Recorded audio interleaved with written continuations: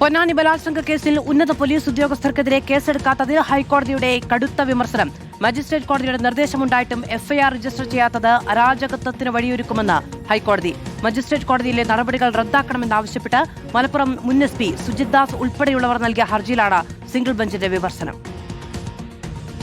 അതിജീവിതയുടെ സ്വകാര്യ ന്യായത്തിന്മേൽ ബലാത്സംഗ കേസെടുക്കാനായിരുന്നു പൊന്നാനി മജിസ്ട്രേറ്റ് കോടതിയുടെ നിർദ്ദേശം. ഇതിനെതിരെയാണ് SP Sujith ദാസും DYSP VV ബെന്നിയും CI Vinod വലിയത്തൂരും ഹൈക്കോടതിയെ സമീപിച്ചത്. ഹർജി പരിഗണിക്കവെയാണ് ഇതുവരെയും പോലീസ് എഫ്ഐആർ രജിസ്റ്റർ ചെയ്യാത്തതിൽ ഹൈക്കോടതി പോലീസിനെതിരെ കടുത്ത വിമർശനമുയർത്തിയത്. മജിസ്ട്രേറ്റ് കോടതിയുടെ നിർദ്ദേശമുണ്ടായിട്ടും കേസ് രജിസ്റ്റർ ചെയ്യാത്തത് അരാജകത്വത്തിന് വഴിയൊരുക്കും. കേസെടുക്കണമെന്ന് 9-ന് മജിസ്ട്രേറ്റ് നിർദ്ദേശം നൽകിയതാണ്. ഇന്ന് 15-ാം തീയതിയായെന്നും പോലീസിനോട് ഹൈക്കോടതി. മജിസ്ട്രേറ്റ് കോടതിയുടെ നിർദ്ദേശമുണ്ടായിട്ടും ഉന്നത പോലീസ് ഉദ്യോഗസ്ഥർക്കെതിരെ എഫ്ഐആർ രജിസ്റ്റർ ചെയ്യാത്തത് എന്തുകൊണ്ടെന്നും ജസ്റ്റിസ് ജോബിൻ സെബാസ്റ്റ്യന്റെ ചോദ്യം. മജിസ്ട്രേറ്റ് കോടതിയിലെ നടപടികൾ റദ്ദാക്കണമെന്ന പ്രതികളുടെ ഹർജി ഹൈക്കോടതി നാളെ വീണ്ടും പരിഗണിക്കും.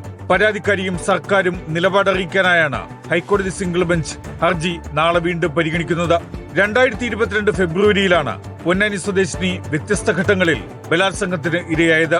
അതിജീവിതയുടെ നിരന്തര നിയമ പോരാട്ടത്തിനൊടുവിലാണ് കേസെടുക്കാൻ പൊന്നാനി മജിസ്ട്രേറ്റ് കോടതി നിർദ്ദേശം നൽകിയത്. Legal desk.